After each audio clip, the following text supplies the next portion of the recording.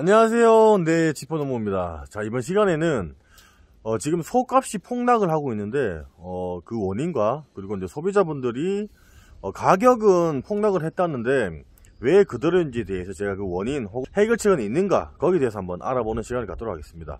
자, 저희도 예전에 어릴 때는 소를 키웠어요. 키웠는데 먼저 지금 소값이 폭락이 돼서 농가들이 지금 뭐 죽을 맛이라고 하더라고요. 이게 여러 가지 이제 원인들이 있는데, 이제 첫 번째가 뭐냐면, 이제 우리가 보통 소를 한 마리를 키우기 위해서 보통 8, 9개월 된 송아지를 이제 구매를 합니다. 자, 그러면은 그거를 보통 우리가 22개월 정도를 사료를 먹여서 키워서 출하를 해요.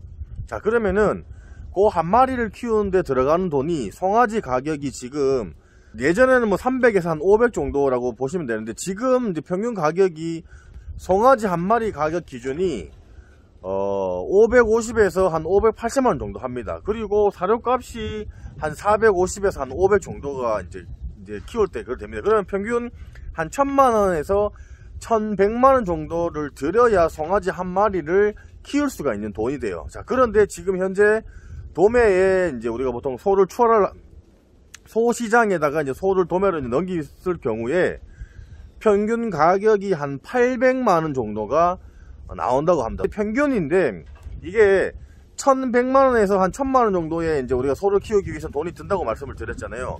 800을 받으면은 적자예요. 그러면은 이거가 평균 800이라 말씀을 드렸는데, 소를 이제 잘 먹이고 잘 키운 사람, 이제 기술력이 있거나 또 고품질의 사료를 먹이신 분들은 이 지금 소가 뭐 1000만원도 넘어가고 뭐 1200만원도 넘어가겠죠. 이제 그렇지만은 평균적으로 이게 이제 800이라 그러면은 800을 받기도 하지만은 더 못 받는 사람들도 많다는 얘기예요. 이게 사료랑 소값이랑 송아지를 해서 1100만원이 나와서 800만원 받으면은 이렇게 지금 뭐 최소 300에서 적게는 200까지의 적재가 발생을 하면은 소를 키울 필요가 없다는 겁니다.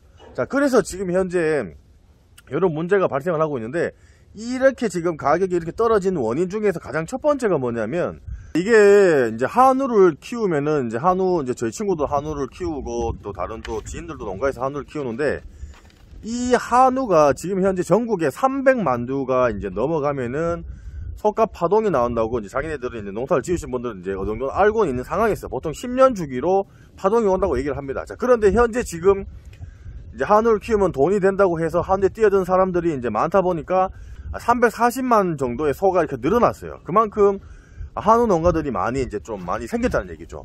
자, 그렇게 되면서 원래 소값 폭동이나 이런 한우 파동이 원래 왔어야 되는데, 이게 지금 코로나가 이제 발생을 하면서 그 시기에 이제 한우가 소비가 이제 증가가 돼서 어떻게 좀 버텨서 이제 그렇게 왔는데, 지금은 그게 이제 터졌다는 거죠.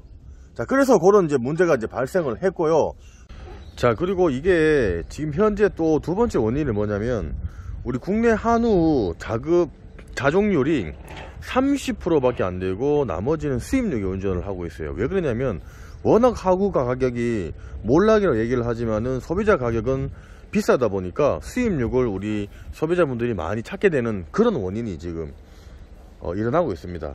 또 특히나 이게 또 금리가 또 많이 올라가고, 또 우크라이나라든지 러시아 이런 전쟁으로 인해서 사료값이 많이 올라가다 보니까 지금 현재 여러가지 요인들로 인해서 문제가 발생을 하고, 약간 사례를 들면은, 이게 우사를 지으려면은 우리가 보통 소를 한 100두 정도나 이렇게 키우려 그러면은 소값, 땅값, 그리고 사료값하고 따지면은 이게 기본적으로 솔직히 10억에다가 본인들이 대출 끼고 진행을 하다 보니까 상당히 어렵게 돼요. 금리가 많이 올라가서 자기 자본이 많이 투자가 됐지만은 그래도 보통 거의 다 대출입니다.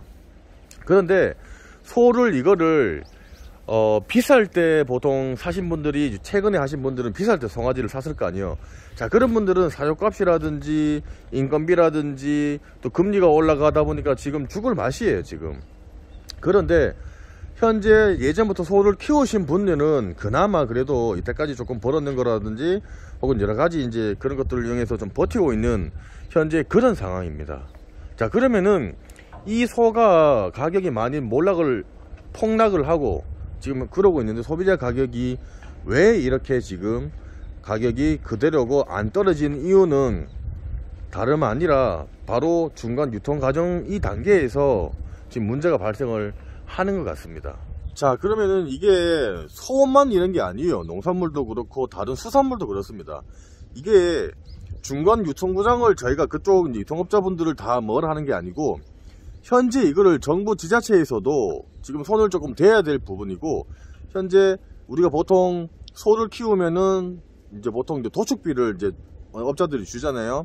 그러면 이게 중간에서 부분육을 다 해서 보통 유통을 넘깁니다. 뭐 그래서 그 일반 1차 도매에서, 그리고 뭐 재래시장이라든지 마트라든지 백화점이라든지 그런 중간중간들이 있다 보니까 운반비라든지 뭐 이런 것도 뭐 기름값이 상승을 하고 막 했지만은, 그런데 지금 소비자들 입장에서는 너무 가격이 너무 비싸다는 거죠.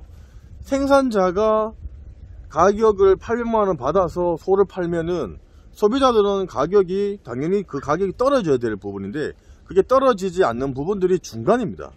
그러면 이 중간 유통하시는 분들이 가격을 솔직히 예를 들어서 10,000원을 먹던 거를 원래는 뭐 솔직히 한 4,000원이든 5,000원이든 이렇게 먹으면 되는데 그렇게 안 한다는 거죠.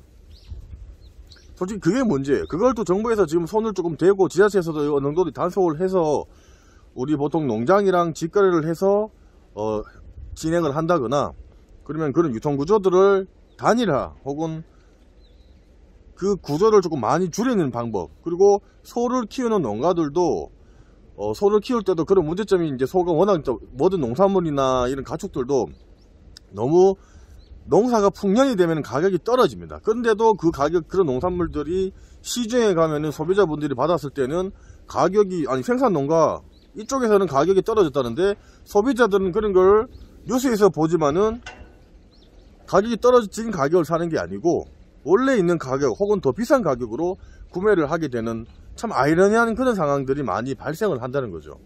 자, 하여튼 이런 부분에서 솔직히 제가 뭐 이렇게 개인이 어떻게 할 수 있는 상황은 아닙니다.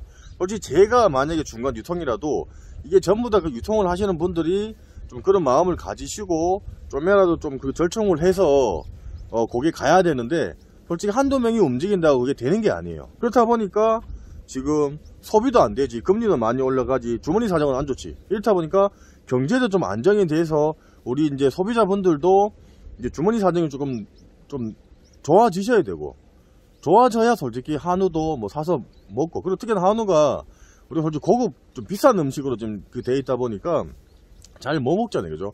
그래서 그런 가격대가 중간에서 이런 그 중간 유통 과정들이 조금 줄어들면서 소비자분들도 좀 적정 가격에 좋은 가격에 그 소를 더 많이 먹을 수 있도록 정부 지자체라든지 중앙정부라든지 각 지자체에서 이런 부분들을 해결할 수 있도록 유통구조 개선을 해주시고, 그리고 농가에서도 너무 많은 소를 키우려고 뭐 돈이 된다고 뛰어드는 게 아니고, 이것도 정부에서도 어느 정도 마리수에 맞춰서 쿼터제를 도입을 해서 키울 수 있는 양만큼 그렇게 해서 진행을 해서 마리수를 조절을 해주는 그런 방법으로 가고, 자, 농가에서 이런 한우 농가랑 일반 이런 농사 짓는 농가랑 이게 협업을 해서 보통 소에서 나오는 우리가 보통 태비 이런 거름들을 이제 일반 농가에서 같이 조인을 해서 뭐 콩농사를 짓는다거나 혹은 벼농사를 지어서 볏짚 이렇게 해서 서로 상생할 수 있는 그런 쪽으로 해서 농장들도 서로 협업을 해서 해야 사료값을 아낄 수가 있기 때문에, 우크라이나나 러시아 전쟁을 통해서 해외에서 계속 사료를 사서 하기에는 인건비라든지 기름값이라든지 또 관세라든지 이런 것들이 상당히 많이 붙다 보니까 그런 문제점이 발생을 합니다. 좀 그런 여러가지 방안이 조금 돼야 되는데, 아직까지 이런 것들이 농산물, 수산물, 축산물 전부 다 지금 이런 것들이 계속 지금 잘 안 바뀌고 있어요. 저희 할아버지 때부터 이런 부분들 때 문제 때문에 유통구조 개선이 돼야 된다 얘기를 하고 있었는데, 이런 부분들이 계속 이게 개선이 안 되고 계속 이렇게 오다 보니까 당연히 소가 폭등이 발생을 하고, 소비자들은 뭐 폭등이 됐고 뉴스에 됐다고 얘기를 하지만은 실질적으로 마트나 가서 할인을 뭐 한다고 가더라도 그 가격이 비쌀 수밖에 없는 이유가 이런 여러가지 이유가 있는 그런 원인이라고 저는 생각을 합니다. 그래서 이런 부분들은 저희들이 개인적으로 할 수 있는 부분들이 아닙니다. 정부가 나서서 확실하게 이런 유통구조 개선에 조금 신경을 좀 많이 써주시고, 농가에서도 문제가 있습니다. 그래서 농가에서도 최대한 소를